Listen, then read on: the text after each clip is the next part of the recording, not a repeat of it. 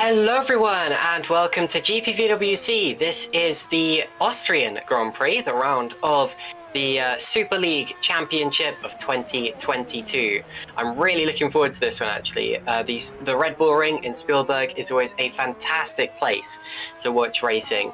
There are 3 different straights where the drivers can take advantage of the other drivers' runs. and all three of those straights have DRS zones as well, so there's plenty of overtaking opportunities, and also plenty of opportunity for strategy as well, as this isn't a circuit where it's a straightforward 1-stop, 2-stop or 3-stop. There is a bit of leeway for you to pick and choose what you want to do.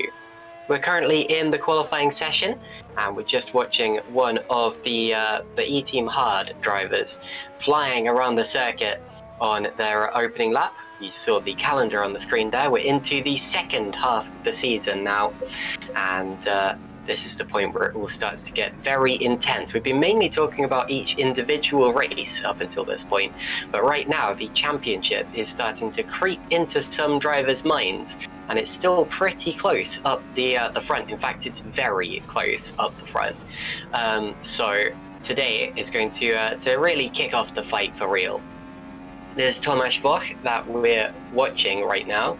That was very nearly a pun on his name, but it doesn't quite work due to the pronunciations. He is one of the first drivers who's going to set a flying lap today. And as always, you'll notice the track looks very quiet in this qualifying session. It's actually extremely busy right now. It's just that none of these drivers can see or interact with any of the other drivers. It's effectively like single car qualifying, except every single car goes at the same time. And of course, the advantage of that is that you get a completely clean track, but we don't have to wait hours for each driver to have a 15-minute session. What crosses the line now? And currently top is Daniel Stepkowski with a 104.728. We've just seen a lap on board with a driver around this Spielberg circuit, the shortest circuit of the calendar in terms of time. Pretty much tied with Interlagos, but yes, very, very short circuit here. Jukka-Pekka Lalo, I don't think he's been driving in Super League yet this season. He will be a reserve driver here today for Epic Racing Team. Of course, David Fidok retired at the end of the last race meeting, which is one of the reasons that there is a free space in the field today. I also noticed Lianos there somewhere in the field. Lianos is a green stripes driver today, so that is another brand new entry for today. Along with Stavros Mazadis, has he driven in? He has. He drove the last round at Silverstone, so this is his second GPVWC Super League race of the season. So a couple of new names, a couple of new faces, but whatever the case, the same old GPVWC Super League. I'm your commentator, Caitlin Penny. I've recovered from COVID, so if I do cough a little bit today, please forgive me for that. I was going to be joined by Ross McIntyre, although unfortunately he is on holiday, so we're missing you, Ross. I hope that you're having a fantastic day. And of course, the broadcast director and the cameraman for today is Szymon Frelik, as usual with GPVWC Super League. Across the line goes Michi Hoyer. Some more laps coming in. Good evening to everyone in the YouTube chat. Ruben Machete, a former Super League driver there, saying hello. Good donor as well, famous livery designer. Let's go, he says. Lee Davison as well, confirming that JP, Jukka-Pekka Lalo, is now a permanent driver for Epic Racing. So he's moved up and he's been given that seat permanently. Lalo has been racing in Super Lights so far this year, running 5th in that championship, and he won't be able to do Super Lights anymore after he does 4 Super League races this season. So I'm afraid that puts his Super Lights championship challenge down the drain, although he does get to move up full-time to GPVWC Super League, which I'm sure is just as important for JP there. I do find it interesting how he calls himself JP Lalo, or he says that some people can call him that.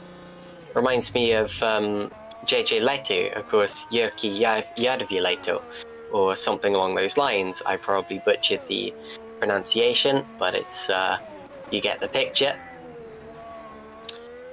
And he, of course, was a Formula 1 driver back in the late 80s and early 90s who did a very similar thing with his name, and probably gave JP that idea.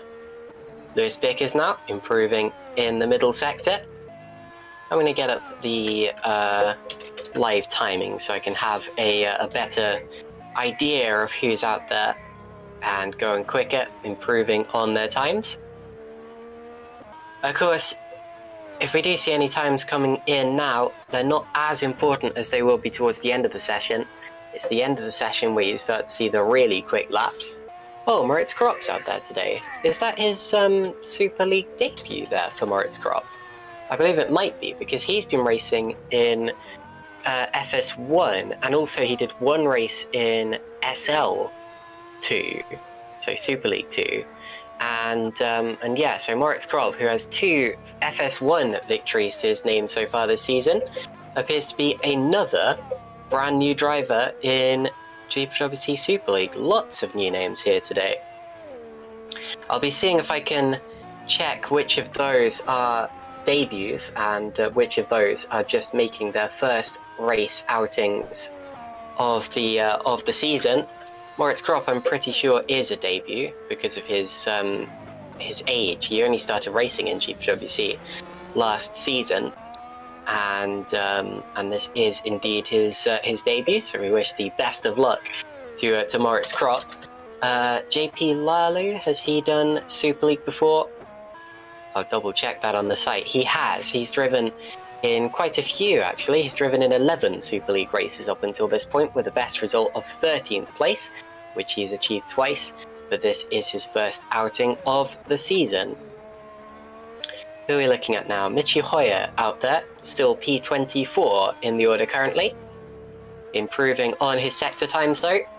Look out for purple and green sectors. You'll see them on the bottom right there. The purple sectors mean that the driver is faster than the leader in the sector that it denotes, and then the green sector shows that they are faster than their previous best time, and that is 13th place, so that is quite a lot better. And Yannick Buck now improving on the leader's time in Sector 1, and it's a true purple because it's the fastest of anyone, and the first actually to do the first sector in under 17 seconds. Very, very nice. Yannick Buck half a second off at the minute, but I'm sure that he can improve here. Yannick currently running very high up in the championship. He's leading the championship by 1 point as we come into this round, and he will settle for nothing less than pole position here today. Into the final couple of corners of this lap. Here is the final turn. One of the best corners on the calendar, if you ask me. You hook it in to that dip, and he goes up to 4th place, so a bit of a mistake. Lost a couple of tenths of a second in the 3rd sector. But it's saying quite a lot about Yannick Buck and about how good he is, that even with a mistake, he was one of the 4 fastest drivers out there. Daniel Brewer goes P11. I've just been messaged here by Vincent Gutt, pointing out that Moritz Krop did actually drive in 4 Super League races last season. Thank you, Vincent. You are absolutely correct. He drove in France, Belgium, USA, and Brazil. I just assumed that he was brand new to Super League because this is only his 2nd season in GPVWC. His best result was 13th place, which he achieved at the Brazilian Grand Prix last year, which was, of course, his last outing in the Super League. So he will be hoping to improve on that once again. Leon Buck is 2nd at present. And the top 3 separated by less than a tenth of a second as we talk. Very close stuff up the front there. And Buck and Shepard are separated by just 2 thousandths of a second. For 2nd and 3rd, Leon Buck already improving in the 1st sector. And again, under 17 seconds. That's the time you got to look out for. Eros Masculi goes 5th. Leon Buck still improving. Here's Germano Zapala elevating himself up the order. P9 jumps up 10 positions.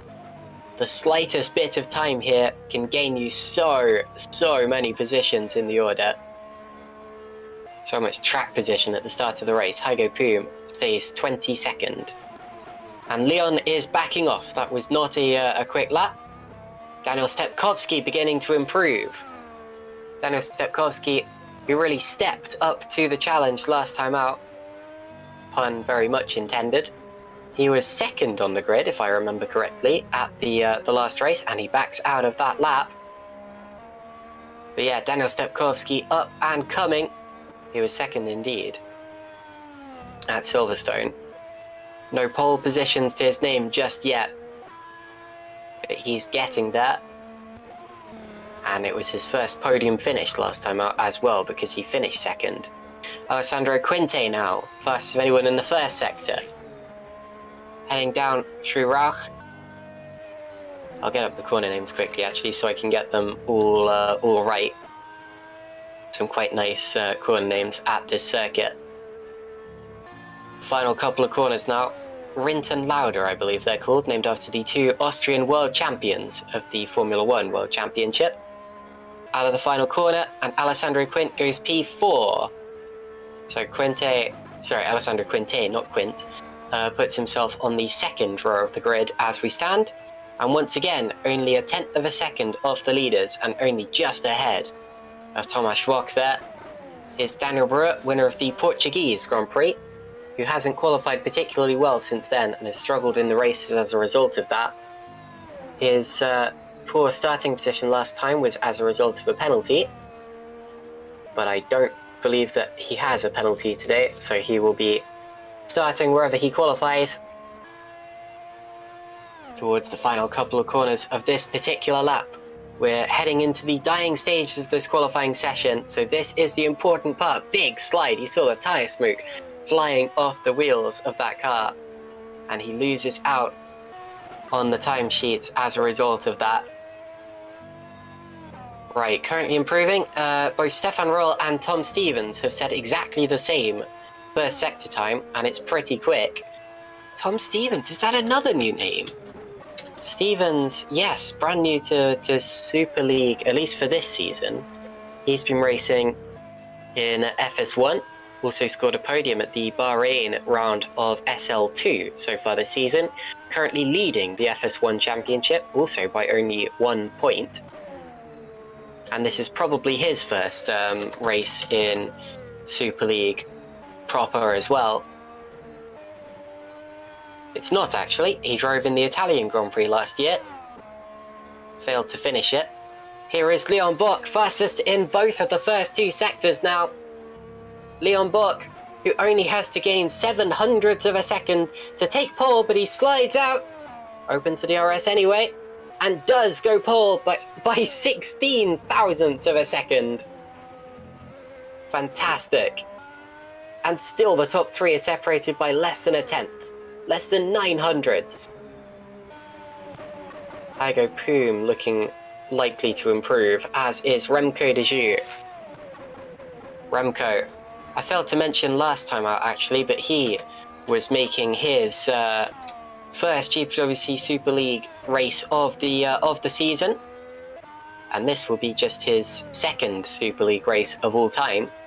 Mainly races in the FS2 Championship, but stepping in for Scuderia Basilia here.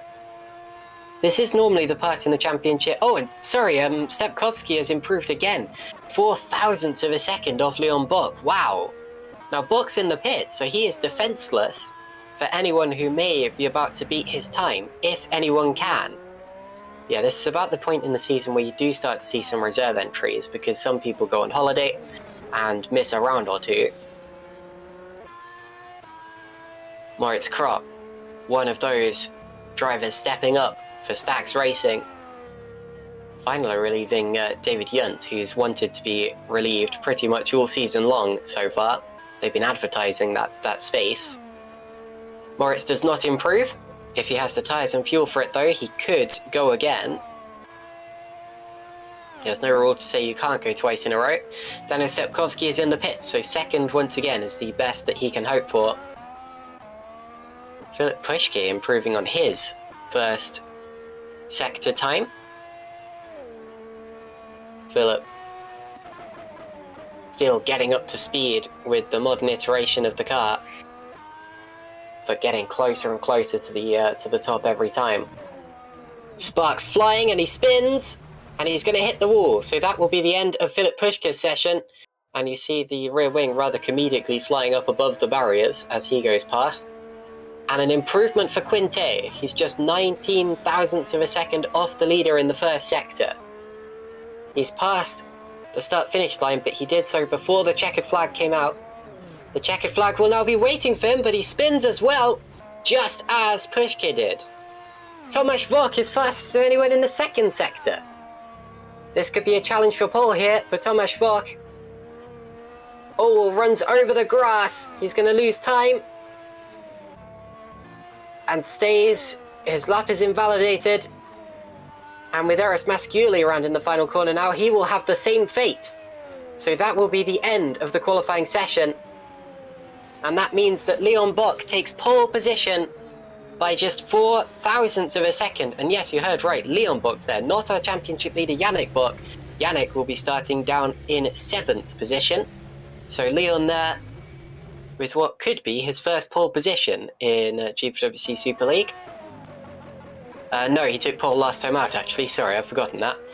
Took pole last time out at Great Britain, meaning that the top 2 is exactly the same as it was 2 weeks ago.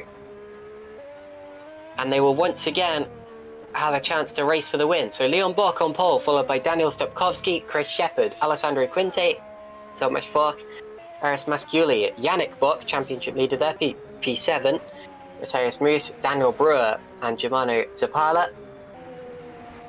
And I will run through the rest of the grid a little later. I don't want to read it all out now, considering there may be penalties or something along those lines.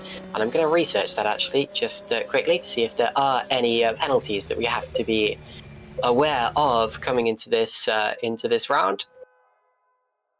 So far, I've mainly been checking to see if drivers are making their debuts today.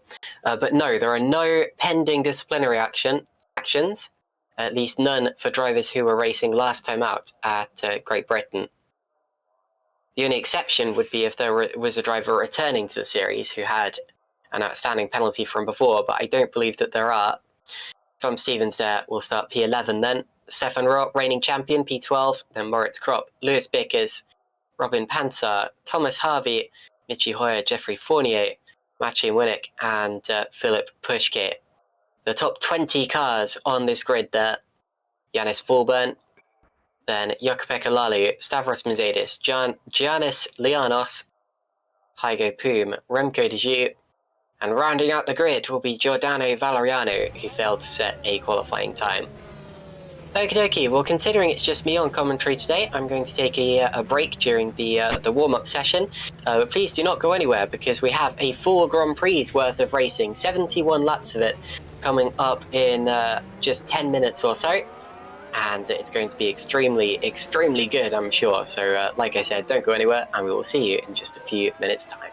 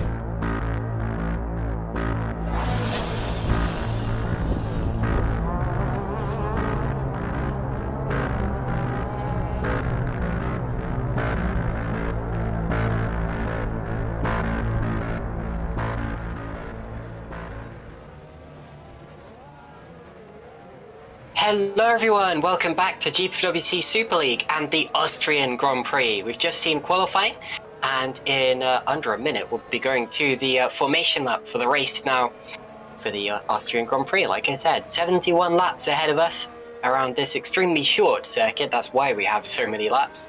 In terms of time, it's the shortest Grand Prix circuit that there is, except of course for the Bahrain outer circuit that was run a couple of years ago, and some of the antiquated tracks that have been updated to be longer since. So realistically, this is the shortest full-length circuit that there is, if that makes sense. Only beaten, of course, by Monaco, which is so slow that the times end up being longer there.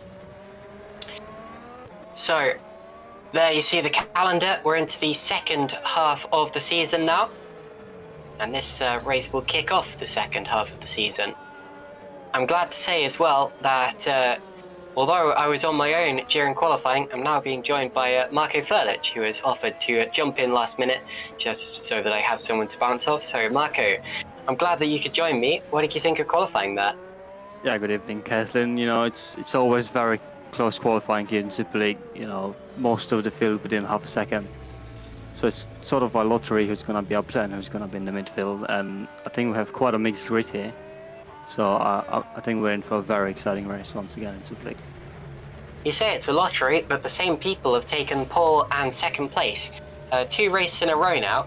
What do you think Stepkowski and Leon Bock can do from first and second place? Do you reckon Leon can finally get his first GPVWC Super League victory?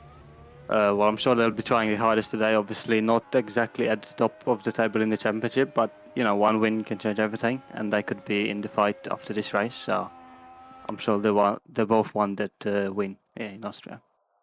Of course, it wasn't really his fault that he lost to Great Britain last time out, because yes, he'd lost the lead, but he was likely to get it back again, although unfortunately had a DNF through a disconnection, so no fault of his own.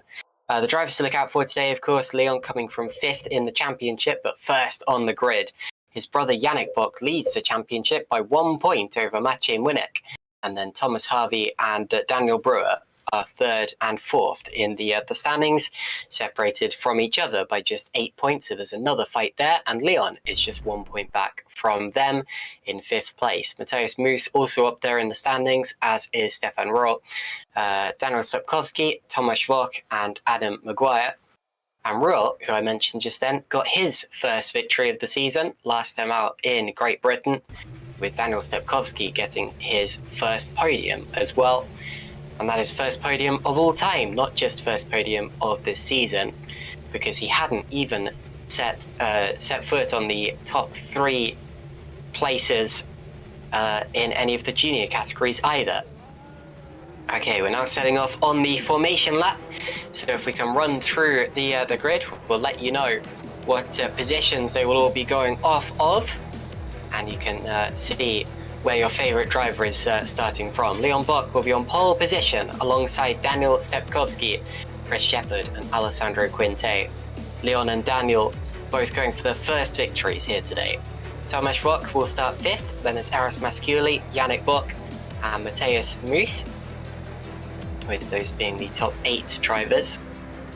Daniel Brewer going off P9, then Germano Zapala, Tom Stevens and Stefan Roth. Tom Stevens in just his 2nd GPVWC Super League start. Hopefully he can finish this one. Moritz Kropp in his 5th start. Lewis Bicker's there, 14th. 14th place, that is, not 14th start. Then it's Robin Panzer and Thomas Harvey. Richie Hoyer, Jeffrey Fournier. Maciej Winnick, 2nd in the championship, all the way down in 19th in qualifying. Not great from him. Filip Puške is P20. And then it's Janis Fulburn. Jukka-Pekka Lalu makes his Super League debut. Then it's Stavros Mazidis. Giannis Lianos makes his Super League debut. I think that is. Don't quote me on that. Heido Poom, P25. Remco de Jong, P26. And Giordano Valeriano is P27. That is how they stand there. Marko, who do you think we should look out for here? Where do you think Maciej Winnick can finish from 19th on the grid, for example? Obviously, he has wins in all decisions, so you never can think. I think someone over the moon with his qualifying, despite not. I think it's Tom Stevens, obviously P11, the first of the medium round, potentially alternative strategy. So this race. It's a good point there. Tom Stevens, the top driver on medium tyres. The top 10 are on softs. The top hard runner is Filip Puške in P20. And yeah, Marko, you're having some issues with your microphone there. I think it might be cutting out your voice a bit, maybe detecting it as background noise. But anyway, onto the grid. Giordano Valeriano will be the last of the 27 cars. And when the lights go out, we will be underway for 71 laps of racing. I'm just going to check the chat one last time before we start. David Fidok's joining us. Good to see you here today, David. I hope you enjoy this race from the stands rather than from the driver's seat for once. And yeah, a few more people. I recognize Florian Gaia. The lights are about to go off and it's go. Watch Leon Bock from our right-hand side of the screen. He gets a good run there. Stepkovsky already smoking slightly and up the inside into 2nd place. That's Alessandro Quinte there in the Pescara car. Great start from him. There you go, 2 by 2 further back. And it looks as if everyone has made it through the first corner with all of their wings attached, which is always a good thing to see, especially at a first corner as tight as this one. Chris Shepard in 4th place now, losing a place to Alessandro Quinte, but Stepkovsky's back to 2nd. Stepkovsky back up to 2nd now. So it's Bock, Stepkovsky, look at that, into the corner, and around the outside of Quinte goes Daniel Stepkovsky. Quinte trying to fight back to regain that place he gained at the very start, and Daniel does hold the line. So Daniel Stepkovsky has now regained the place from Quinte, and that has allowed Leon Bock to get to bring his lead out to over a second already on the first time of asking. All 27 cars still running. Giannis Lianos rounding out the pack on his debut, and the rest of the field squished in between. Some still smoking slightly, but they should be okay. The first lap is over now. DRS not too far away. That will become available starting from next lap. And the biggest winners so far have been Hoyer and Fournier, who have almost broken into the top 10 now, Marko. It's been a very interesting start here. Obviously, it's going to be interesting to see to potentially pull away and create a gap, or will obviously stay in the pack, follow and wait for the. Marko, I'm afraid you're still having some technical issues with your microphone there, so if you could maybe look through your settings, see if you can remove background noise cancellation or something like that. Maybe that would help, but we'll see. Okay, Daniel Stepkovsky now back within a second of Leon Bock, and or at least he was briefly. Of course, he'll need to be there as they cross over the DRS detection zone in order to be able to activate DRS down the straights. But if possible, then he will do that, and he will benefit greatly from doing so. Alessandro Quinte may be dropping back, actually, and may be about to lose that DRS ability. Up the straight they go. Stepkovsky does open the rear wing flap for the first time, and pretty much the rest of the pack will copy him now, because they are all still bunched up and close together, close enough to get that DRS legally. And then they get it again, because look at this, we've got a 3rd DRS zone in a row now. The first one being the one down to turn 1 from the final corner, but they won't have been able to activate it that time around since that DRS zone started on lap 2.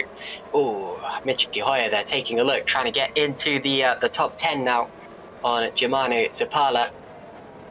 And Tom Stevens dropped a bit on that start, didn't he? He started 11th and is now down to 15th, meaning that Hoyer may actually be the top driver on that alternate strategy and that alternate tyre. He is indeed. So Michi Hoyer there with a good start has got himself into a very strategic position. 11 was a bit of a magic position in GPVWC Super League Racing for that exact reason. Marko, do you have your microphone fixed, or is it going to be a problem? I mean, we can give it one last try here. Like that. I'm afraid that doesn't sound any better. Sorry about that, Marko. But thank you for trying anyway. If you do get it fixed, feel free to join us again. But in the meantime, I'm afraid it's a little bit difficult to work out what you're actually saying here. But yeah, nothing personal. Thomas Harvey up the inside now of Tom Stevens. So Stevens is going to lose another place. It's the battle of the Toms. And Thomas Harvey goes through into 15th position. Makes it stick. And the driver up ahead of him is Stefan Rohr, the reigning champion.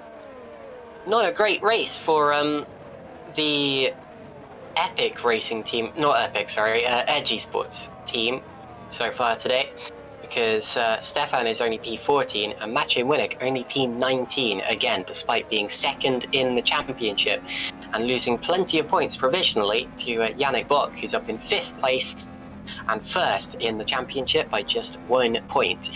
So things may well change there. There's still a long race ahead of us, but that's how it's looking at the present time. Now, Alessandro Quinte has lost the DRS from Daniel Stepkowski up ahead of him.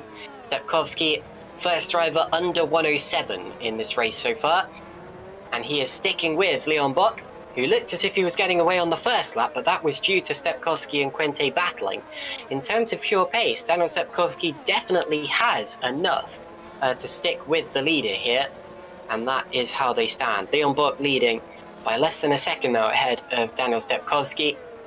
Briefly comes out to over a second in the middle sector, but that is the sector with the corners. You expect it to be a little bit closer on the straights. And then the rest of the field still filtering through. And I do mean the rest of the field. The entire pack is still separated by just under 20 seconds. A fantastically close race so far, and a very clean one at that. Out through the final corner now. This one's been a bit of an accident black spot in the races we've had over the last couple of weeks. There was a huge pile up there in the FS2 race, and I should note I was involved in it. I was not very happy, but anyway. And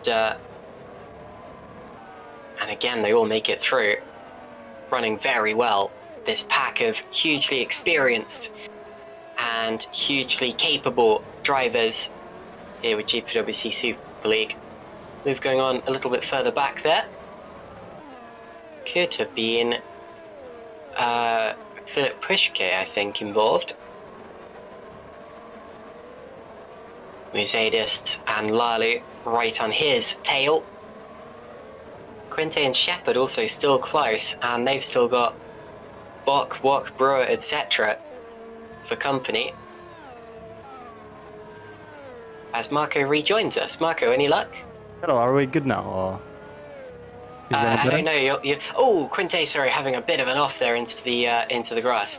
That potentially sounds better, Marko. You'll have to speak for a bit before you can tell for sure. But yeah, Marko, what have you made of this race so far? Stepkowski's really sticking with Bock, eh? Well, I have missed quite a lot of it because I've tried to fix my mic, but if we are back, that is brilliant news. That does sound a lot better, actually. Congratulations, and thank you very much for trying to sort that out for us. Good stuff. Okay, so it is Bock still leading from Stepkowski, then Quinte, Shepard, and the other Bock still very close over that at third position. Wok, Brewer, Moose, the rest of the pack following them through. And the thing that struck me about this race so far, Marko, is that it has been extremely clean racing. Yeah, I think it's always the case at the start of the Super League races. You know, everyone's just settling in, preparing the tactics for the second half of the race. Well, that's when usually, you know, all the action happens in these races. So I'm not surprised.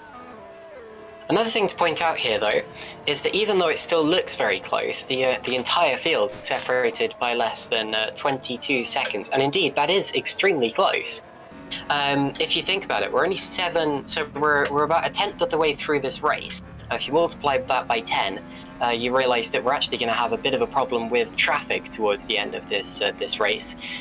All of the drivers in probably up to about 15th place are in danger of being lapped before the end of this race. And that's because, of course, this track is so short, as Stefan Roth now puts a move on Lewis Bickers, goes to the inside and does make the move there, does the reigning race winner and the reigning champion. But yeah, towards the end of this race, because the track is so short, I think it's probably going to get quite busy for the leaders, so keep your eye out for that. It is still way too early. Now, in terms of strategy, I think because this is a track where you can overtake, a lot of the drivers will be going for the strategy that they feel is the fastest theoretically. The only reason a driver wouldn't go for that is if they felt that they'd be held up by drivers with better track position, and that's usually the case at circuits where it's harder to overtake. So here, a circuit with 3 back-to-back DRS zones separated by slow-ish corners.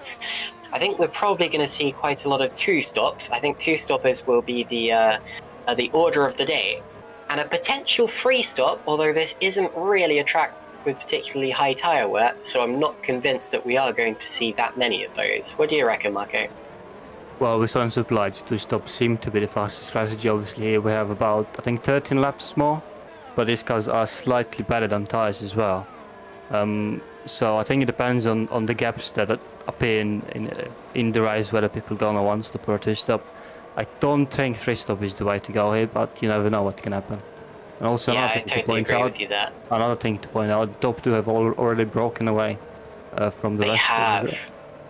1.4 seconds separating Stepkowski from Quinte. Yeah, I totally agree with you on strategy there, Marko. I'm not expecting...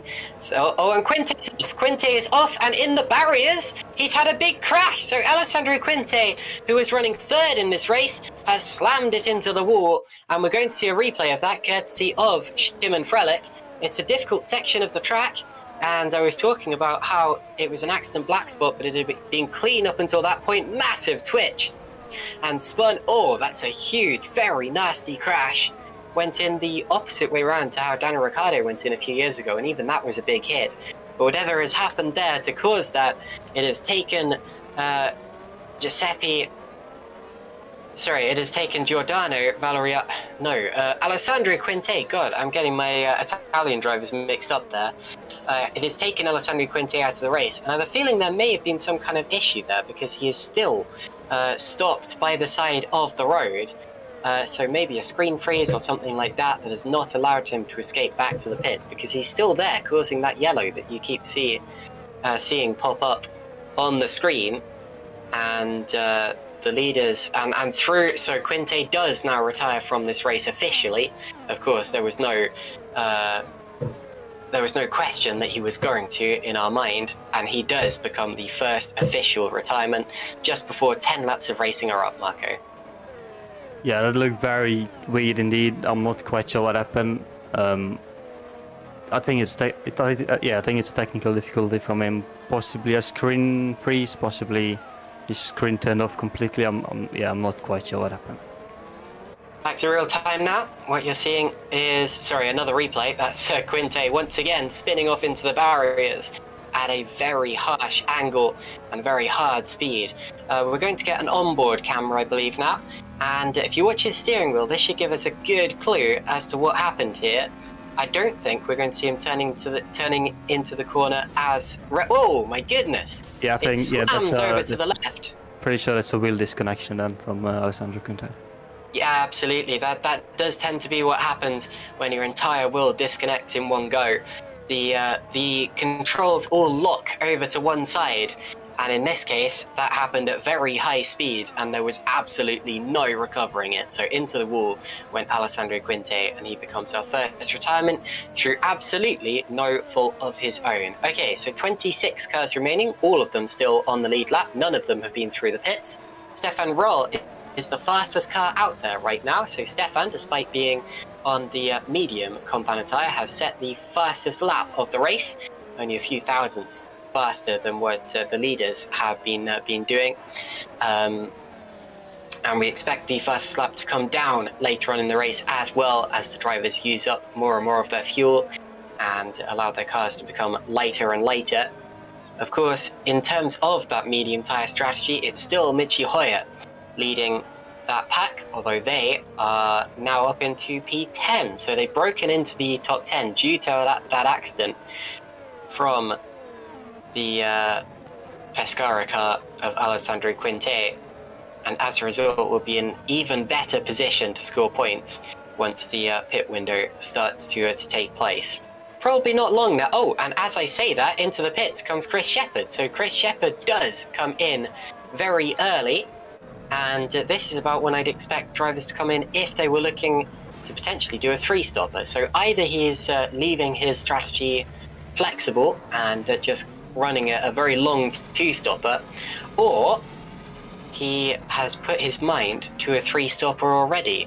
So Chris Shepherd now coming out of the pits, and after the earliest pit stop of anyone, he rejoins right at the back there, P25. Only one driver running behind him at this point in time. Up ahead of him, there's a bit of a battle going on between Musadis and Krop, although that is over 18th position as it stands.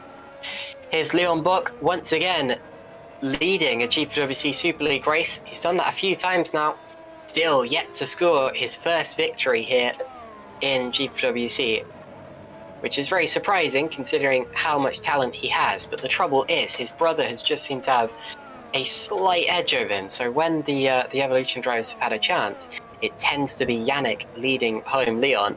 And they've had a few 1-2s, none yet this year, but they have had a few 1-2s last season, showing themselves to be the top sibling rivalry in GPWC at the minute. Very Schumacher-esque. The top 3 drivers on the grid actually were yet to score their first GPWC. Oh, Stefan Roth does get past Michi Hoyer now, who leaves the door wide open, and that is the move for the. Yes, these two, the top medium tyre runner and Hoyer, going right over to the grass there, very nearly being forced off the road in the braking zone. Hard but fair defending there from Stefan Roth, who is now the top driver on the medium tyres. Great stuff. As I was saying, the top 3 drivers on the grid are yet to score their first victory, because Chris Shepherd has a best GPWC Super League result of 4th, which he took at the 2018 Belgian Grand Prix. And Chris, of course, is yet to score yet to do a full season with GPWC Super League. Daniel Brewer now into the pits as well, so the first pit window is well and truly open. Matthias Moos following him in, showing that the Red Archer drivers are on the same page here, going for a very early pit stop and leaving their strategies flexible. But if the top 5 or 6 drivers in qualifying are yet to score their first wins, actually, because Quinte hasn't. We were all talking about him potentially doing so back at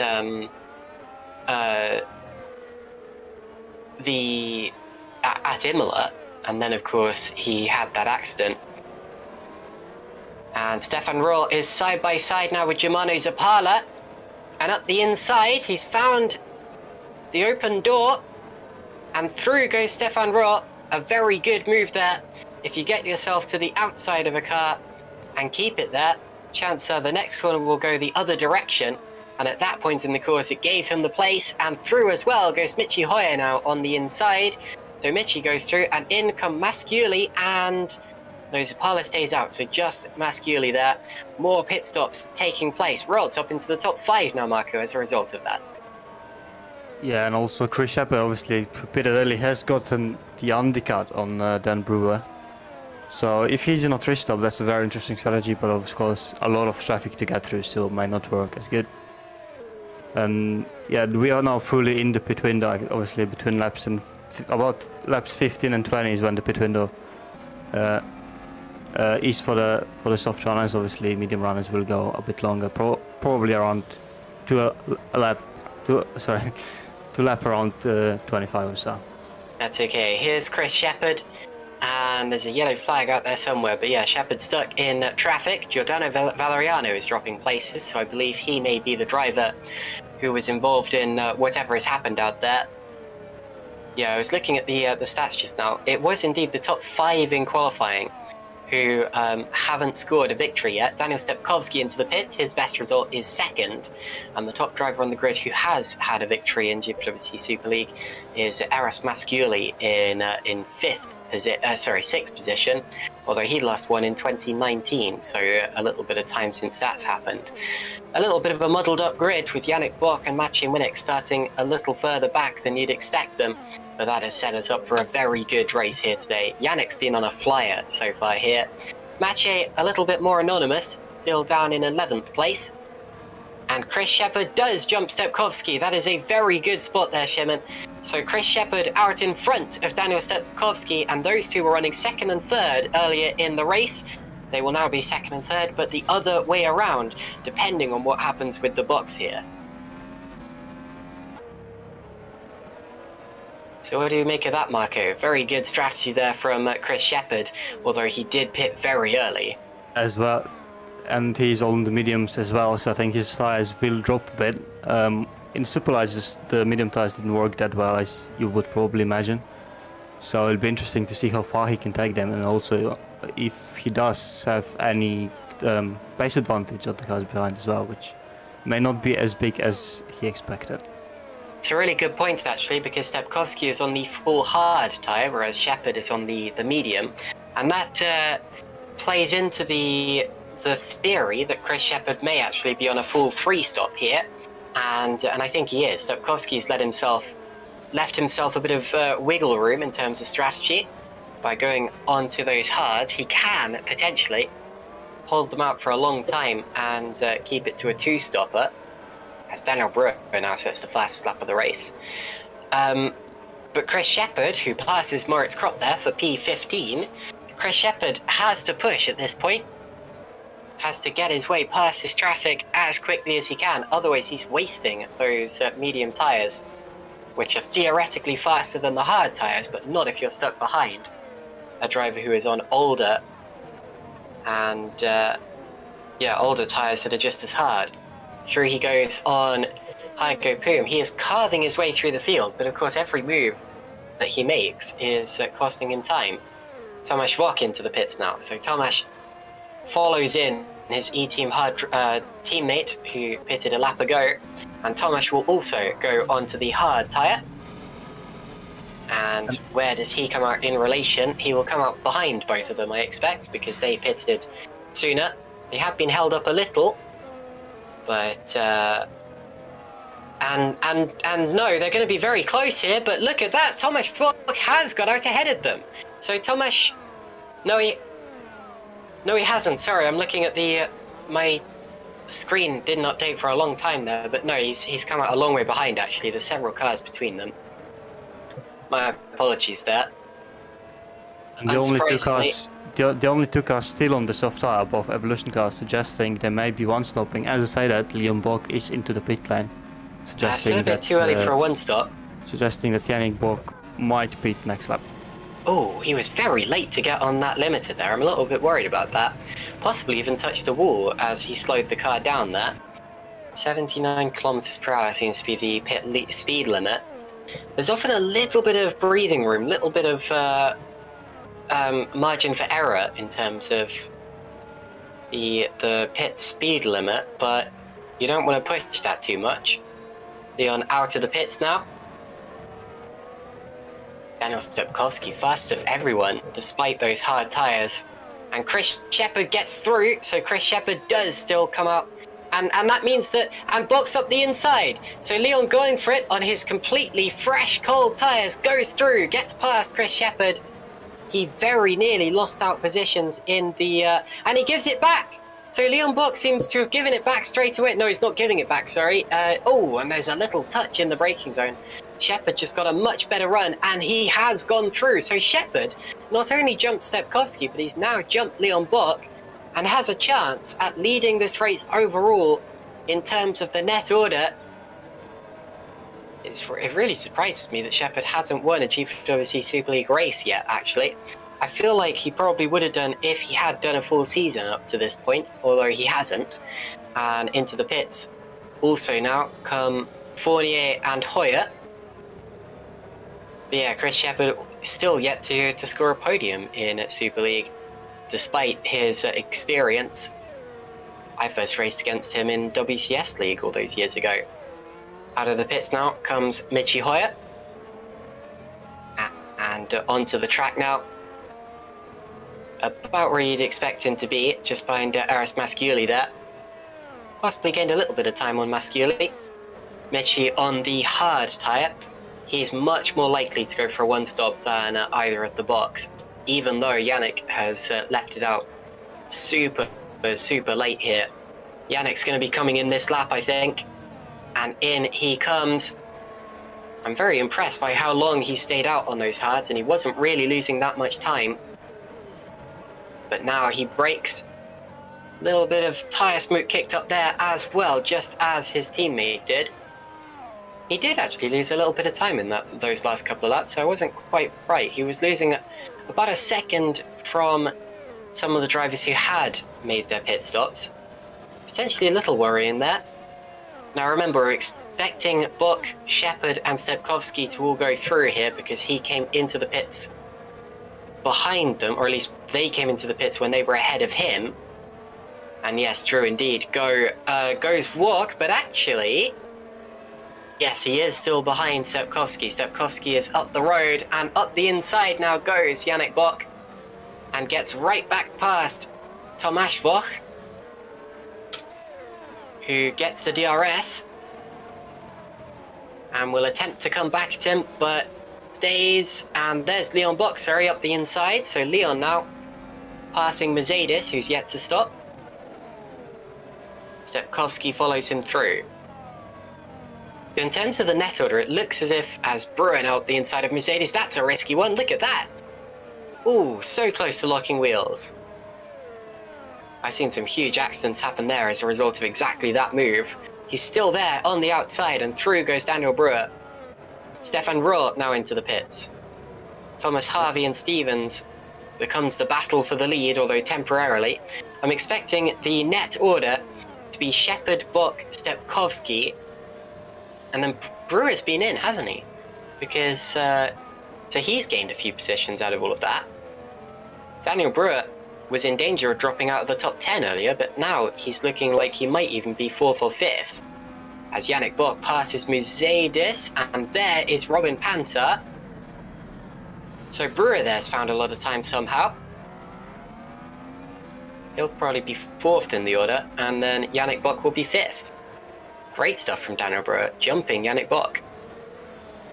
Yeah, and I think the top 4 are now on a one-stop, simply because they already did 23 laps on the mediums. I think there's about 48 laps left. I think hards can do that, but obviously the question is whether it's faster to do a one-stop, go on hards, or stop again and have the tire advantage at the end of the race.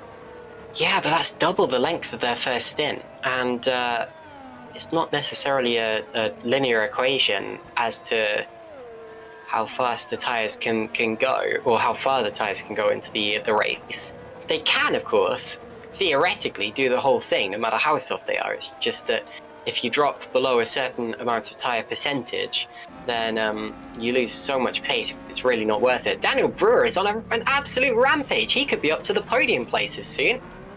Running in 8th position, but 4th of the drivers who have made their stops. He's right on the back of Stepkowski here. Both have the DRS now. Stepkowski defends, uses the DRS from Leon up ahead. Brewer's going to get a great run out of the corner, but he'll be showing the outside line.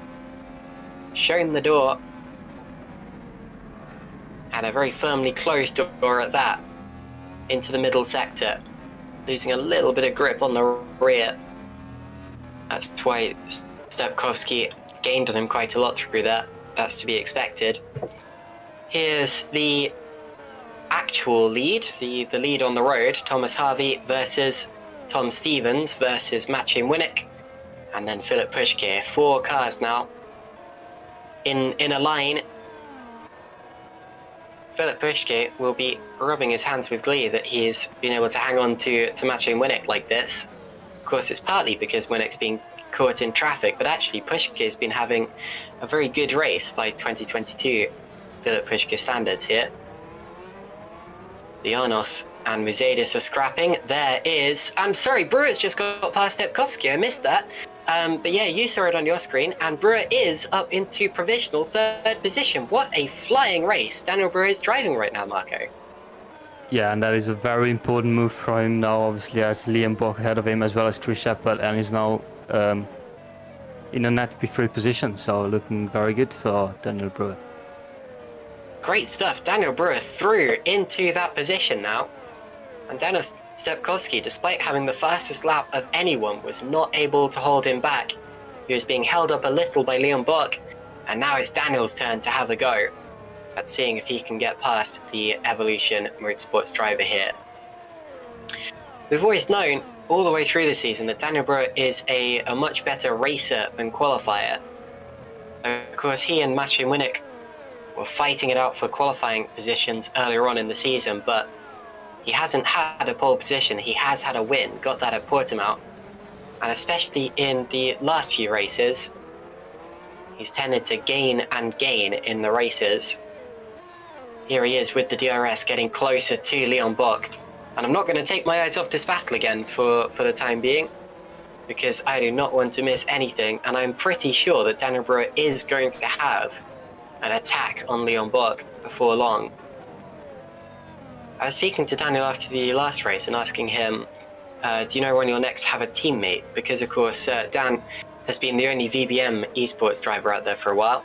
Well, he does have a teammate today. Lewis Bickers is back and running in 19th position in this race as it stands. And Thomas Harvey is into the pits. So Thomas Harvey comes in.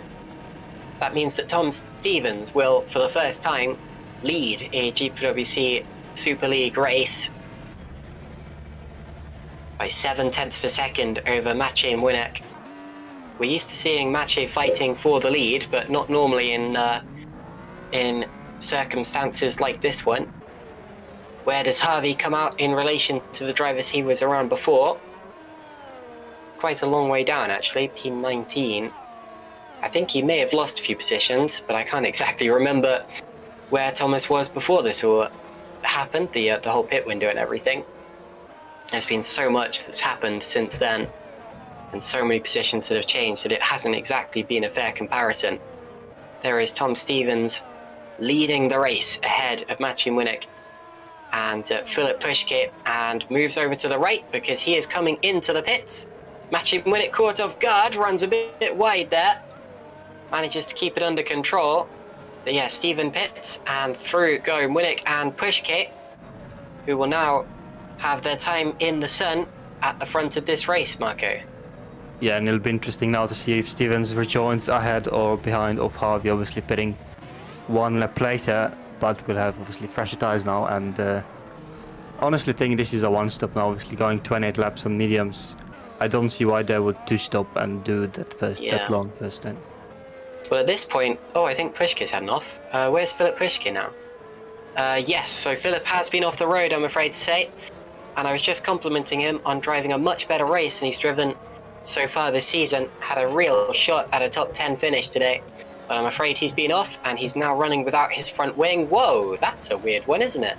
That looks like a brake failure of some sort.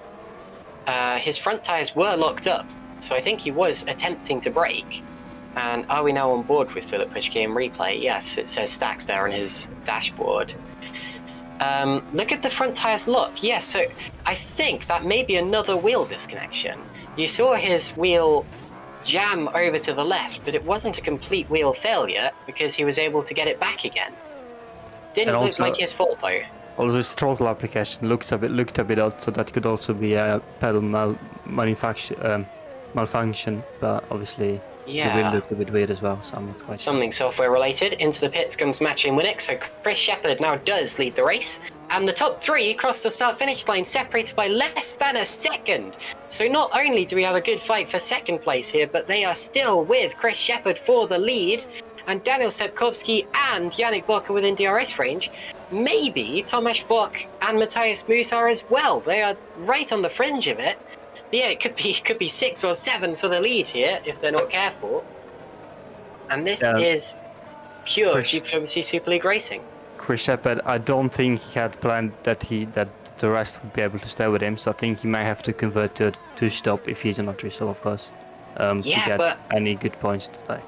But the others are going to have to stick it out for such a long time because they did pit quite a long time ago. And yeah, if a car came in now for a pit stop, it would be a potential one-stopper. But considering how early they stopped, you know, I mean, yes, at this point it's looking very much likely that it's going to be a two-stopper rather than anything more. But I mean, Chris Shepard is in danger of going for the full 3 here. Look at Yannis Fulburn running P14, little twitch. Lewis Bicker's right on his tail, and it is good to have 2 VBM cars out there. As I was saying just before, he now passes Lianos, who is making his GPWC debut today, and through as well. Oh, a good double overtake there from Lewis Bickers. Very nice racecraft. That's how you do it, and he'll have the DRS as well, so he'll be able to consolidate that down into turn 4. Forcing that driver wide, forcing Fulburn almost onto the grass there on the exit. Red Bull Mercedes corner, as I'm sure those of you who will get the reference will agree. Through the final corner of this particular lap, Shepard getting away from Leon slightly now that they've cleared the traffic, although not by as much as he would like. Chris Shepard is in real trouble here because yes, he has track position, but he has the hardest strategy to work out here out of any of the leaders. I still think he is in contention for this win, but it really does depend on what he does now and what the other drivers around him also do. And actually, I think the person who is in the driving seat of this race right now is Leon Bock. Yeah, he can dictate the pace now. Obviously, Chris Shepard does not look like he has the pace. Leon Bock just staying with him in the DRS, saving the tyres potentially. It'll be interesting for sure what happened at the end, obviously, with Bock and Shepard. Then again, Bock himself is stuck between a rock and a hard place out there, between Shepard and Brewer. Not really able to go much faster, not really able to go much slower. I think the driver dictating the pace of all of this might actually be Matthias Moos right now. Definitely Yannick Bock, because there's a big gap between him and, or a big gap, a decently sized gap of about a second forming between him and Tomasz Bock. But yeah, Matthias Moos is in the best position of the drivers that you can see in that frame as they go down the straights. And Filip Puška has fixed his pedal issues by the looks of things, as he just said, fastest lap of the race. So oh, nice. I'm afraid after he's lost his front wing, that may be all that he can salvage from today, taking that fastest lap point off of someone else, which I think he did earlier in the season, actually. I can't remember what race that was at, but it rings a bell to have Filip Puška going for fastest lap. But whatever the case, continuing on in this race anyway, and that is always commendable. And yeah, Filip Puška set the fastest lap at the Monaco Grand Prix. Also got a point for it because he finished P12.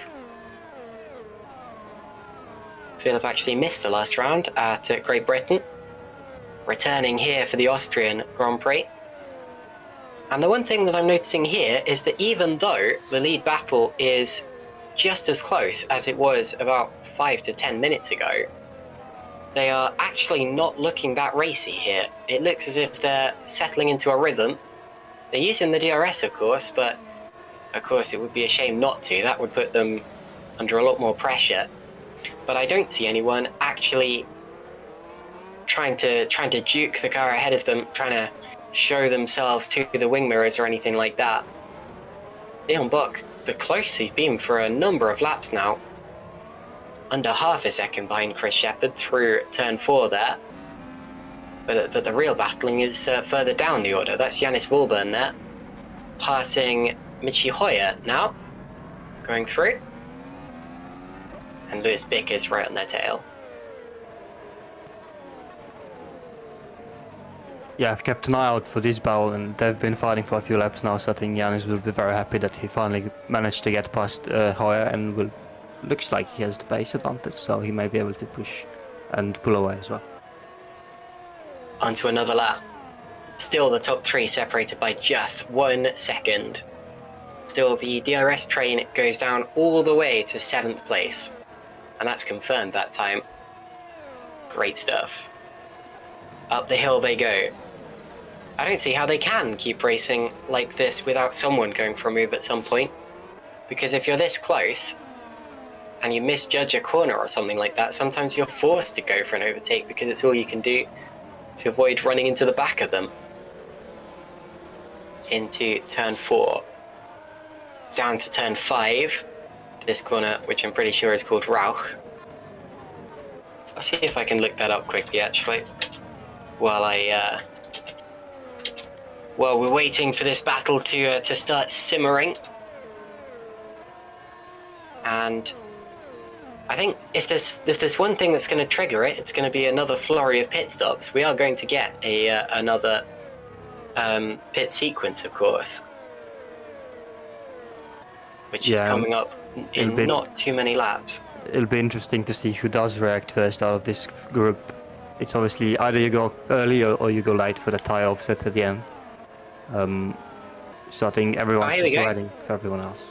Dano Sepkovsky about to make a move, I think, or at least attempt it. No, backs out of it there. He was showing the outside line. Sometimes, only sometimes, you can hold it around the outside there, because actually it's a really weird corner where the inside line is dangerous and your car whacks against the floor. You want to take quite a wide line in and then a tight line out in order to get the best acceleration there. And as a result, it is a corner where you can go around the outside of someone else sometimes, but you need to have it down. You need to be absolutely perfect through there. And that Stepkowski knew that he couldn't quite do it on that occasion. Further back, I think something changed in the Masculi-Fournier battle. They are 8th, 9th and 10th in that order respectively. So I'll be keeping another eye on that one out of the corner of my eye. This is another race where there's a lot of trains forming. Teams of drivers all sticking together, whether through choice or not, which makes it difficult to commentate because sometimes you're looking at one of the trains and something happens in the other ones. But that's just what happens on days like today. I'd love to be a spectator on this race though. The Austrian Grand Prix is always a good one for spectators because from the top of this hill you can see so much of the track. It's a natural amphitheatre really, and my uncle's been to this Grand Prix. He tells me that, yeah, absolutely, you can see pretty much everything that isn't obscured by the pit buildings. Who's that having a bit of a excursion? That was Moritz Kropp there, overshooting the corner and getting passed by both of the Epic racing cars as he does so. Still running though, and with plenty of time remaining in this race, still a chance to score points. We're actually half the way into the race now, pretty much exactly. Oh, just over that now, lap 37. And still, no real idea of who's going to win this race, because yes, Chris Shepherd is leading it, but he does not have the strategic advantage over the 6 cars chasing him, and he doesn't have the pace advantage either, because they are just as quick as him, or faster, and as a result keeping up. Look at Daniel Brewer, we're on board with him now as he gets closer to the rear of Leon Bock's car, but due to Leon having that DRS, he is not able to get through. And it just shows the importance of using the DRS when you get it, even if you don't think you're going to be able to make an overtake. If he hadn't used it there, he would not have had the speed to fend off Daniel Brewer behind, as Moritz Kropp attempts to take back those places that he lost a lap ago. Heiko Pum and Jokopek Alalu, two rather new drivers to the GPVWC Super League, racing Moritz Kropp, who is also very new to GPVWC Super League, and he has a twitch, but still manages to get alongside Heiko Pum, and another big twitch on the exit, which allows the Epic racing cars to win the battle for the time being. I'm surprised Kropp is looking like he's struggling in his tyres. He's only been been on them for 17 laps, so I'm not sure, maybe it's an overheating issue or something. Through, Shepherd's made a mistake. So Chris Shepherd ran very wide there, up into turn 3, and wide he went with Leon Buck going through. Daniel Brewer is now up the inside line. We were waiting for something like this to happen. Please get through, guys. That's a dangerous corner to go too wide, but they have done, and through into second place goes Daniel Brewer.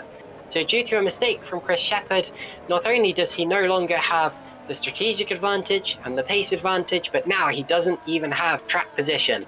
Here we are showing you a replay of that mistake. We were watching a different battle, but I think he locked up or something. He's gone, look at that, look at the apex, it's sailing past him, and through goes, and he's still fighting now. He's into the pit, so Chris Shepherd is in the pit lane, and the second pit window will kick off now, and that's a good time to pit, because now he would have been thrust into the middle of that pack. He would have had to fight with drivers that he wasn't fighting with before, and now he can get on some fresh, hard tyres, meaning that Shepherd has the rare distinction of having used all 3 dry tyre compounds in this race. He started on the softs, he went to the mediums, and now he has gone to the hards. That's actually rather rare, much more rare than you would expect. Germano Zapala now into the top 10, but we're still watching the leaders.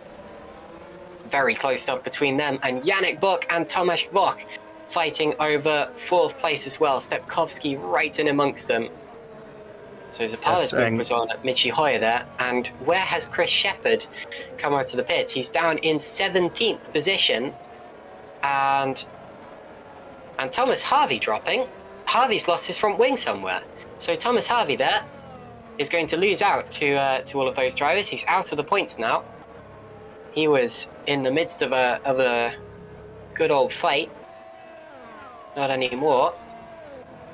Brewer crosses the line less than 0.4 of a second behind Leon Bock here. This is an opportunity, and his best one yet, because now Leon does no longer have the DRS from Chris Shepherd up ahead. Leon barely even attempts to defend it. Daniel Brewer is up the inside, and through he goes. Leon will get the DRS once it... No, he doesn't, because the detection zone was earlier than that. So through goes Brewer, who still has DRS. Leon does not, and the lead has now properly changed in this race. Daniel Brewer, who started down in 9th place on the grid, is leading it. There's Harvey. We've caught the replay a bit late there, but it appears he's had an off on the straight. Was that another wheel issue, maybe? We'll have to rewind and... Oh, he was fighting with Lewis Bickers, wasn't he? Goes to the... Oh, look at that. Loses it with the DRS wide open. Hits the barriers. And just not able to control the car with that loss of rear downforce and the fast jink to the left of the car that he was attempting to pass. Another lap now. The lead battle still very close, but it's Daniel Brewer who leads us around, and Matthias Moos comes into the pits. Yeah, that's some very early stops by Red Archer. Both drivers stopping early. I think everyone else at the front will do another 5 to 10 laps and then maximum push to the end. So they will get the track position now, but they will be very vulnerable in the final stages of this race. So, Brewer leads by 0.6 of a second from Leon Bock. These two won't be far from the pit window. Matthias Moos exits the pits behind, about 4 seconds behind his teammate Chris Shepherd, possibly losing a bit of time. Shepherd setting the fastest lap of the race that last time around, which is actually very important, because that, as Wilburns had a little issue there. I think that's why we saw the yellow flags out there somewhere, drops to P10. But yeah, that's very important, because that puts pressure on the drivers who are currently still out there, Brewer, Bock, Stepkowski, etc. They are losing time to Shepherd right now, and Shepherd was so close to them before he pitted that he may actually be theoretically ahead of them in the net order right now. Across the line they go once again. Thomas Harvey has retired from the race now after that incident that we saw a couple of minutes ago, and Robin Pansar is also out of the race now. So Robin, we didn't see anything happen to him, but obviously something has, because we have 3 drivers who are registered as DNF, when before we had only 2. We're on board with Stepkowski now as he tries to stick with Leon Bock and Daniel Brewer, the race leaders. Oh, Fournier, sorry. Around the outside of Masciuli. Good stuff. Jeffrey Fournier making waves in this race. and does go through. Well done. Sorry, Marko. Yeah, Masculis has gone a bit under the radar tonight. I feel like obviously didn't have the best of the first half of the season, but now he's running in P8, and I think this is his best position so far if he manages to finish in P8 as well. So he's doing well. And Brewer has now broken out of DRS range of Leon Bock behind him, so Brewer is absolutely the fastest of this lead battle now. Bock still did actually have DRS down to the start-finish straight there, so that could get him back into DRS range for the other zones, but it might not last that much longer if Brewer continues to pull away like this. Here we are up towards turn 3, really should be turn 2. Thing that counts as turn 2 is just a tiny little kink that you barely even feel in a single seater. Turn 3 known as Remus. And then this that we're about to see is my favourite named corner on the circuit, the Schlossgold. That's always very fun to see. There we go through the Schlossgold. Michiheuer ahead of Jannis Volburn there into Rauch. And then Wirth Curve, which I believe has been rebranded as something else since then, but anyway, we don't really care that much about branding here. So the Wirth Curve, it shall stay. And Yannick Bock now has, and Brewer's in the pits, so never mind. So Brewer is in the pits. And Yannick Bock retakes the lead of the race as a result. Very close for Stepkowski and Yannick Bock. And I think Brewer's gonna return about 6 seconds behind Shepard, but obviously, as I said previously, he will have the tyre advantage, so I think he will catch up back to Shepard in a few laps. And Shepard goes through. There you see him on the outside. So Shepard does. That's Matthias Moos. So Shepard's actually well past him. Shepard up the hill already. Now Brewer, he does have a slight tyre advantage because he's come out later, but I tell you what, he doesn't have as much of a tyre advantage as he would like here. They're both on the same compound, and there's only about 6 laps separating them. And as a result, actually, Shepard may have wrangled this race back to him with those string of fastest laps that he's set. In fact, he was the second driver under 106. Filip Puška's also been under 106. But yeah, fastest driver on track right now is Chris Shepard, and into the pits comes Tomasz Włoch. And he will come out around about where Lewis Bickers is now. Probably a couple of seconds back, potentially. Across the line once again. And actually, Lewis is quite a long way ahead, isn't he? Tomasz has lost quite a lot of time there. Yeah, Tomasz was in the lead battle. Sorry. It's the Daniel Brewer he's fighting with. Sorry, I got the VBMs muddled up with. Yes, so through goes Daniel Brewer.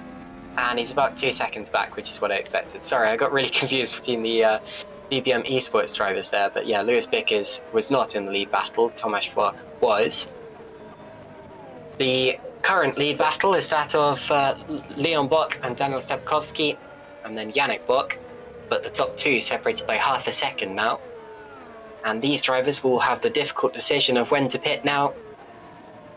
Stay out too long, and you may lose track position to the drivers who have already pitted and are on fresh tyres. Stay out not long enough and you may find yourself caught in traffic or having your tyres go off way too quickly towards the end of this race. Jeffrey Fournier comes in. So, Leon Bock and Daniel Stepkowski up front. Stepkowski getting closer and closer. And right now we are unsure of what this battle is for in terms of the net order. It really depends on where they come out in relation to Chris Shepard, Matthias Moos, Daniel Brewer, and Tomasz Włoch. Moos really jumped a couple of places there, didn't he? So Matthias Moos is ahead of both Daniel Brewer and Tomasz Włoch. The drivers who have come in later do have a tyre advantage, but track position at this stage, I would argue, is more important. As Munek and Zapala are having a good fight, coming out of turn 4 there. There they are. Munek up to P9, yet to lose some more positions though. I think Chris Shepard has salvaged this race, you know. He still doesn't have it in the bag, but before it was looking to slide away from him. And now I think he has it again. I think he has the net lead of this race. despite the mistakes we saw. Daniel Stepkowski's in the pits. This is an important one. Volburn and Bickers are also in. Shepherd will fly past the stationary Stepkowski. There he goes. And through as well goes Moose. So Moose did indeed pit at exactly the right time to gain plenty of positions there. I think Moose is going to be the biggest winner of... And Thomas Rock also jumps Daniel Stepkowski now. So the E-Team hard cars have swapped. But yes, I think Matthias Moose is going to be easily the biggest winner of this second pit cycle. Tom Stevens now passing Germano Zapala. But yes, I wouldn't be surprised if we end up with a Red Archer 1-2 or 1-3 in this race.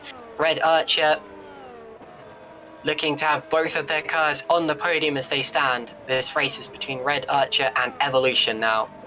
Evolution were some of the latest cars to pit in the first stint, so they will likely do the same in the second. Stefan Rolt's come out of nowhere, hasn't he? He's another driver to look out for in this one.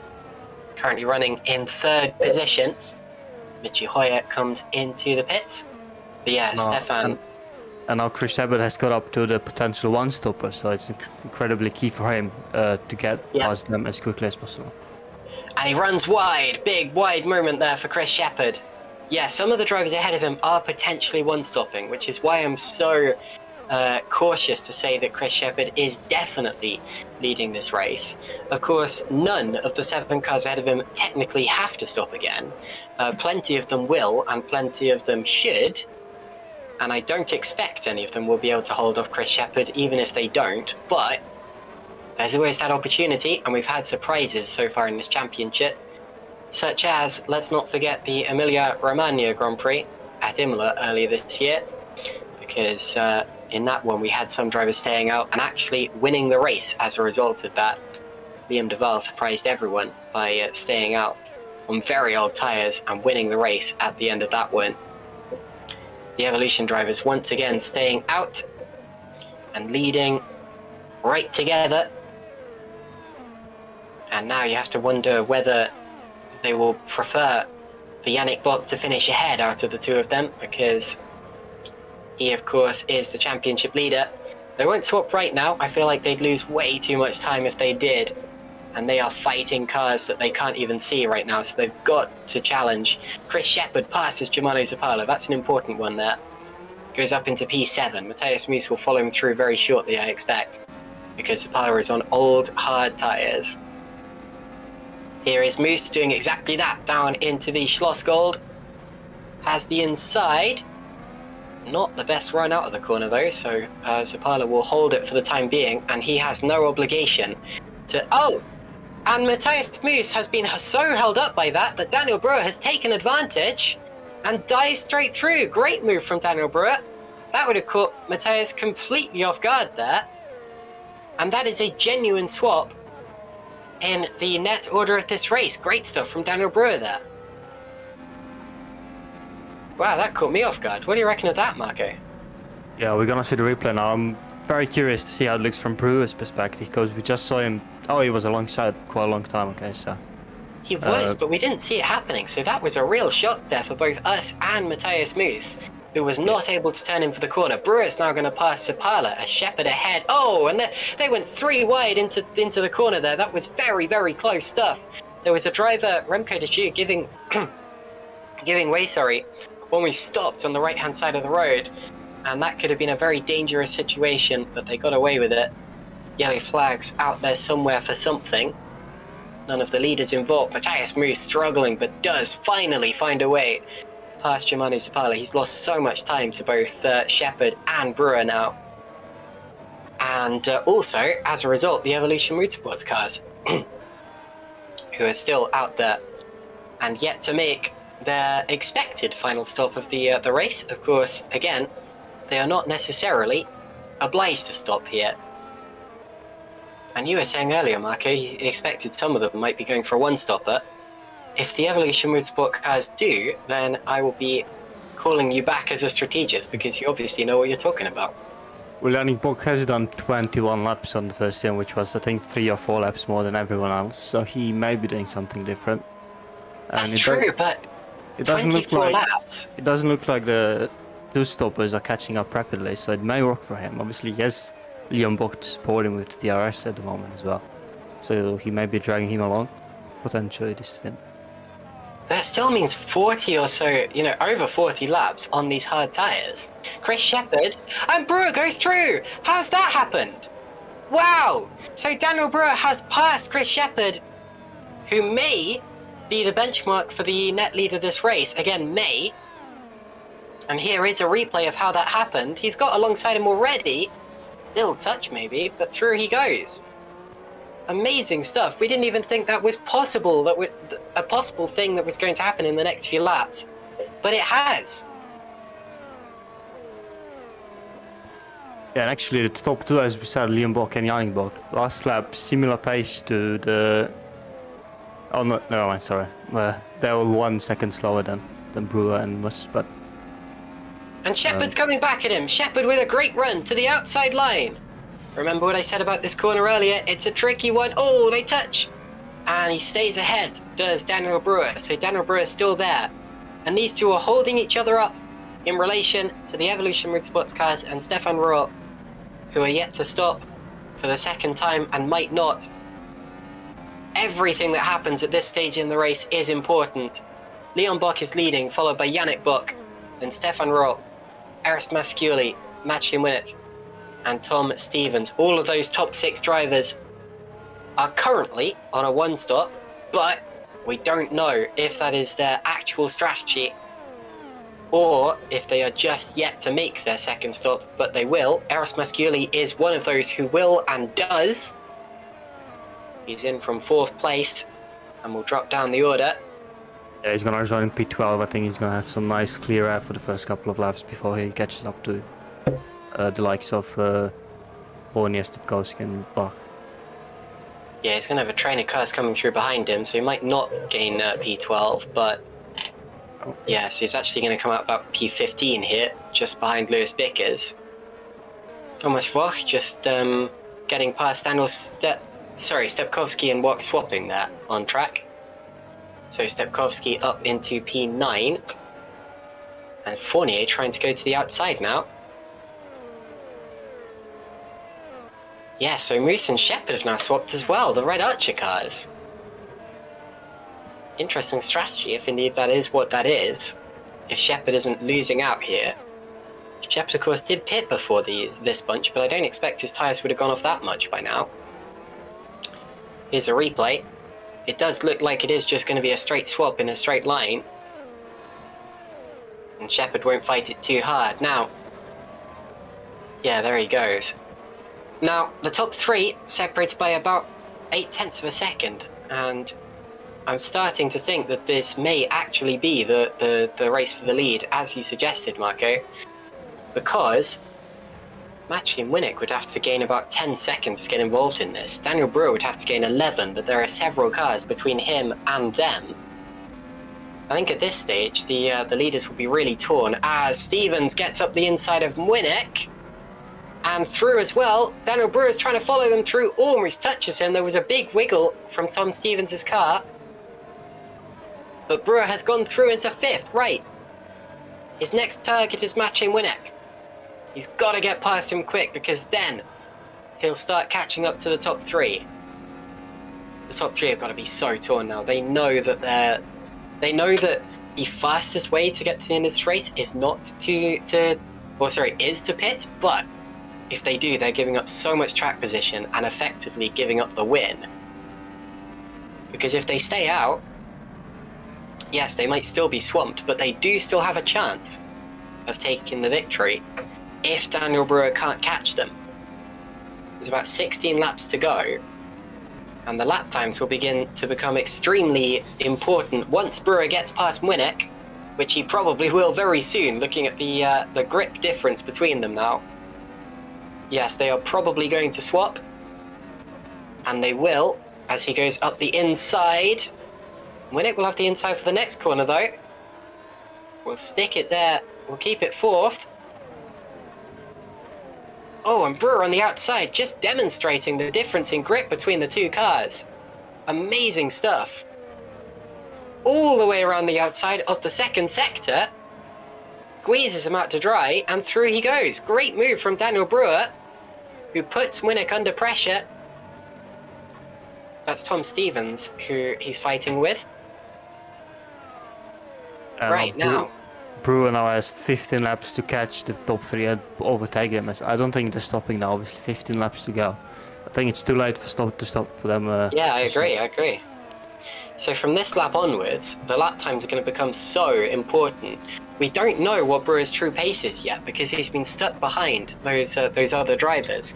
Now he's passed them, he will be setting representative lap times, and we can have a look and do some calculations to see if he will get onto the tail of the top 3 before the end of this race. It's Brewer versus the box for this win now, I'd say, because there's no way that Moose or Shepherd can get through the traffic quick enough.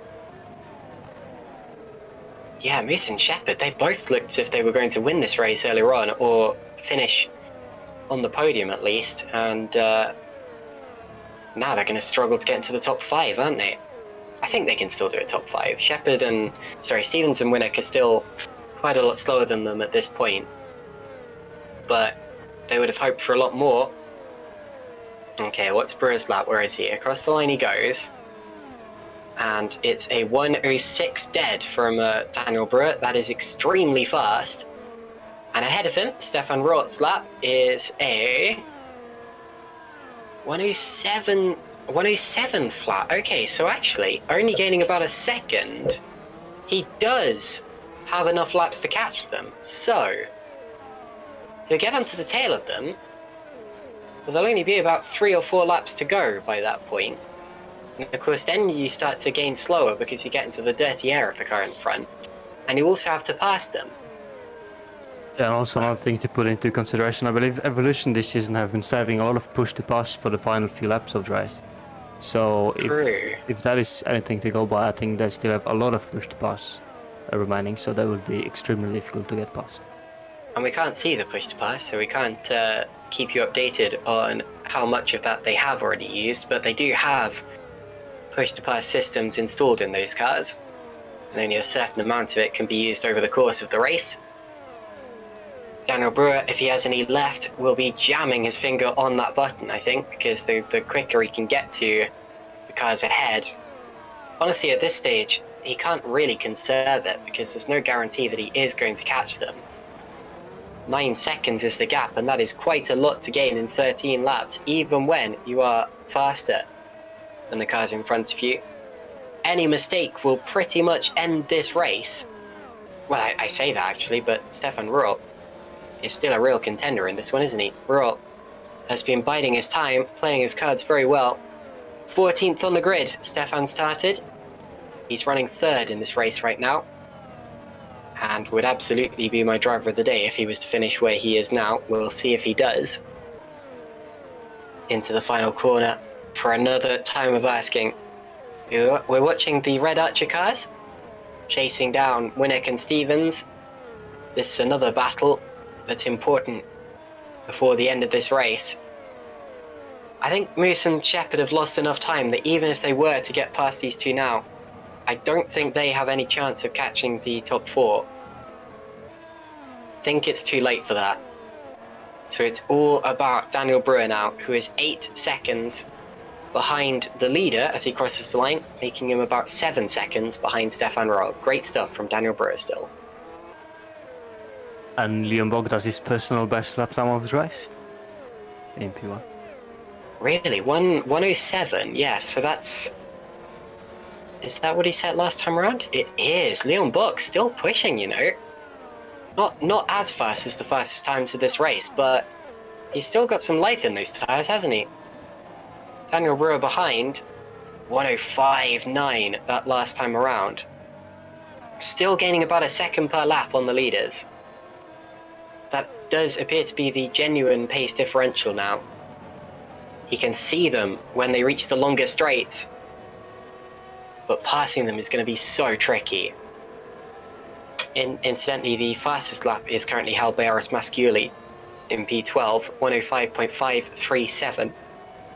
Pretty much a qualifying lap for the Musto GD Esports driver there. And up ahead of him, Thomas Rock has just got back into the top 10 ahead of Jeffrey Fournier. Those two still fighting. Matthias Moose now up with Tom Stevens. Those two will probably swap soon. But Stevens has got to fight at this point. We're getting to the stage of this race where it's no longer about strategy. You've got to defend every single position because you just might make it. And a P6 would be a fantastic position to finish Tom Stevens' second Super League start. It would be his first finish. As another lap begins for the leaders and for Daniel Brewer, who continues to gain. Marko, the tension building with 10 laps remaining now. What a race this is. Yeah, as we mentioned before, I think Evolution have started using the push to pass. Now another personal best for Leon Bock, so he's only getting faster as well. Yeah, he's in the 106s now, isn't he? So Leon Bock, 106.9. What's Brewer's lap that time round? 107? Right, so for the first time... no, it was a 106.0. I was looking at the wrong part of the screen. It hadn't scrolled up enough. So yes, so Brewer, again, only able to take out 9/10 of a second last time around. But even with Leon Bock setting personal best... Oh, and Moose has hit Winnick, hasn't he? Oh, he's hit Stevens. Okay, sorry, my apologies. Yes, so Moose is off the road without his front wing. Let's see a replay of that. Yeah, so he had the DRS, had a run on Stevens down the straight, and he's just going to run into the back of him in the braking zone. Okay. Whoa, did not expect Stevens to move across like that. I think the stewards may be having a look at it. Stevens will say he left a gap, and I mean, in his defence he did. There was a car's width there, it's just that he did move over quite a lot, and was it too late? I think that will be what the stewards will have to decide there. But Matthias Moose, his chance of a podium finish are well and truly over, and he's out of the race, so Moose will not even score points here today. That's a shame. I'm sure he could still have scored points. Giordano Valeriano also out of the race now, so 5 retirements. 22 cars remaining in this race, with 19 of them still on the lead lap. Here's Stefan Rott, still a contender for the win, even though the top two are potentially using their push to pass. Definitely still going pretty quickly considering how long they've been on those hard tyres. Brewer is running out of time but will still catch them. He's the closest he's been. Well, since he was with them earlier in the race of course, but the closest he's been in this sequence. Ignore the car in between them there, that is a lapped vehicle. So that's not one that's going to affect the race, or hopefully not. But you can see Daniel Brewer at the back of the shot when you get a wide view. That green stripes car there is Janis Lianos. Both of the green stripes cars between them now actually. Hopefully they get through without too much of a hold up. Daniel Brewer has now got past Lianos. The next car up the road from him will be Musadis, and then he will have a chance to attack for the podium positions here. Over the curbs. Keeping it smooth, great line through there. Exactly the line you want. Sparks coming up from behind his car. There's Rint Curve. And then the final turn is known as Red Bull Mobile. Down the straight, up towards turn 1, the Niki Lauda curve, named after the 3-time Austrian world champion, who won here in 1984, I believe. Up the hill they go. 64 laps through the race, already done. Leon Bock leading from Yannick Bock, Stefan Rott, Dan Brewer, and Maciej Winnick. Winnick will be under pressure from Shepherd by the end of this race, I expect. Shepherd, who passed Tom Stevens not too long ago. But the real fight is that for first, second, third, and fourth position in the latter stages of this race. There are also some minor some fights for the minor places further back. Stepkowski is catching Stevens for 7th. Tomasz Vok not too far behind them, and neither is Jeffrey Fournier. Volburn versus Bickers is one that's taking place also just about in the points. And Fournier had a little go at Vok on that last lap. Up the hill they go. Daniel Brewer has caught the train, although the car ahead of him is still a lap down. He will get DRS from him though. Oh, runs wide. Not the best of corners there from Daniel Brewer. Any mistake like that could cost him the win now. Here he goes, DRS open. Still got the DRS from Mercedes. That'll get him back into the train in no time. Will Stavros move out of the way cleanly and quickly? Let's hope so, because this is a battle that I want to see. He's going to have 5 more laps to do it after the one that he's on right now. 6 more laps actually, because it'll be lap 71 inclusive. Through the final corner for another lap. Not long now to go. Mercedes moves out of the way, but he has once again given Daniel Brewer the DRS. Brewer is less than a second behind Stefan Roll across the start-finish line. I think he's going to be in the podium places, but where? Yeah, he's gonna struggle to get past Roll, I think, here, because Roll has a double...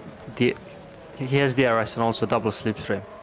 And he's going to be fighting for it, because this is a podium they're racing for here. Stepkowski passes Stevens, so Stepkowski to the outside goes to 7th place as we're talking. Sorry, Marko. That's fine. Yeah, Brewer's still obviously in P4 now, half a second behind Ruel, who's also half a second behind Buck, who's also half a second behind his teammate. Obviously everyone's still in the DRS trend, so the question we have now is, does Brewer have enough push to pass and enough of the tyre advantage to get past at least one of them to be on the podium? And Hoyer and Masciuli are also fighting for P11, so that's another fight going on further down the order. This is what I love about GPVWC strategy. Obviously, a 2-stop strategy was the way to go in terms of theoretical fastest race here, but track position has meant that it hasn't been the best way to go necessarily. But we shall see. Daniel Brewer, with a much better run than Stefan Roll, goes to the inside of turn 3, and through he goes. So Daniel Brewer is on the podium now, and the only cars between him and the victory are the 2 Evolution Motorsports cars. Yannick has the DRS, Leon does not. And at this stage, they've got to hold formation. They can't swap, they can't fight with each other, because the win depends on it. Tomasz Vok now passes Tom Stevens for P8 as well. It says something about a race when a move for P8 goes ahead, and we don't even see it because we're too busy looking at the leaders. But this is fantastic stuff up in front. Out of the final turn, once again, more DRS active. Stefan Rohr also still not out of it because of how hard these top 3 are fighting. He's just got to bide his time and hope that something happens. This is where Daniel Brewer passed Stefan Rohr a lap ago. Can he do the same thing to Yannick Bock? Yannick moves defensive. Whoa! Brewer right the way off the road. Goes wide, and Rohr goes back through. So Rohr retakes 3rd now. Brewer back in the DRS. And seemed to be super caught off guard by Yannick Bock on the entry to that corner, Marko. Yeah, I think everything was fine there from Bock's side. He left enough room, didn't move on the braking. So just a misjudgment from Brewer, I think. Didn't anticipate Bock braking so early on. Obviously, now about 45 lap old hards.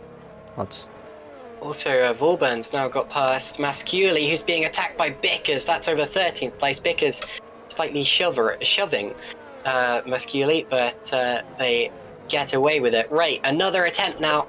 There's going to be, lap 69, lap 70, and lap 71. So 3 laps to go now. And 3 cars for Daniel Brewer to pass if he's going to win. Rourke's got a bad exit. I think Brewer's going to repass him in pretty much exactly the way that he did before. He's on the other side, but he's much faster, so through he goes anyway. Dan Brewer up into 3rd once again. He's got to remember, though, he's got so much more grip than either of the Bucks now, so he is going to be braking later than them. And if he's caught off guard, then the same thing could happen again. 2.5 laps to go, 2 cars to pass. Who do you think's going to do it? Leave your predictions in the chat now, because it's the last time you can do that, realistically. This is also why I don't like how early the F1 Driver of the Day vote closes. I know this is a real tangent for a race so exciting, but it tends to make you vote by about now, and still there are some unresolved battles and things, and I'm always thinking, well, let me see how it finishes first. But anyway, that's completely unrelated. Daniel Brewer once again gets the DRS down the start-finish straight, which here is not the longest straight on the circuit. Now, can he have a cleaner attack at Yannick Buck? Both of the Bucks willing the checkered flag to come out, but it won't come out this time, so they've got to defend for another lap. To turn 3. Brewer with the DRS. Yannick also has the DRS. Daniel Brewer getting closer. Not this time. There are 3 DRS zones remaining in this race now. If he can get past one of these cars in the first 2 DRS zones, then the other one is still absolutely in attacking range. It's a massive ask, though. This is so tense. 2 corners and 1 lap to go now. Leon leading from Yannick, Daniel, and Stefan Ruhl, and Maciej Winnick. Both the Edge Esports doing a good job up in the top 5. DRS once again open as we go on to the final lap of this race now. Through turn 1, what can Daniel Brewer do about the box? He's getting closer. There's going to be 1 more DRS zone in the race after this. Last opportunity, potentially. He gets a good run. I think Leon's done enough now, but what about Yannick? He's not going to be close enough. Oh, Yannick almost had a look at Leon there. Stepkowski and Shepard are fighting over 6th as we're talking. Someone else has been off further back. There's a yellow flag somewhere. And this is the battle. Oh, very nearly 3 wide. They touch. Oh, Stepkowski's going to be 6th. Passing Shepard. Nicely done. Fantastic stuff. Oh, and very wide now. And that's not, yeah, so that's Fournier still involved. Right, through the final corner now. Leon Buck and Yannick Buck have done a fantastic job to finish 1-2 here at the Red Bull Ring. Leon is finally a GPVWC Super League race winner. His first victory comes after so many podiums. Daniel Brewer chased him hard all the way, did a great job to get back onto the podium. In the end, it was a one-stop strategy that claimed the victory. Stefan Ruhl was 4th, Maciej Winnick 5th, great drive from the Edge Esports guys. Daniel Stepkowski was 6th, then it was Chris Shepard, Tomasz Wok, Jeffrey Fournier, Tom Stevens, Michi Hoyer, Yanis Volburn, Lewis Bickers, Eros Masciuli, and Germano Zapala, who claimed the final points in this race. Masciuli also claimed another point for fastest lap towards the end of that one, and then every driver whose name I didn't read out there, I'm afraid, missed out on points, no matter how close they got. Moritz Kropp actually was able to pass Heigo Puma that last lap because Heigo has run out of fuel, so Heigo will not be able to cross the finish line now, and will still be classified, but it won't matter because he will be out of the points. What a race, though! In the end, the winning margin was just 0.3 of a second between the Bucks, and then it was 0.8 of a second separating the top 3, 1.3 seconds separating the top 4, 10 seconds separating the top 6, and 17 drivers finished on the lead lap at the end due to Heigo Puma running out of fuel.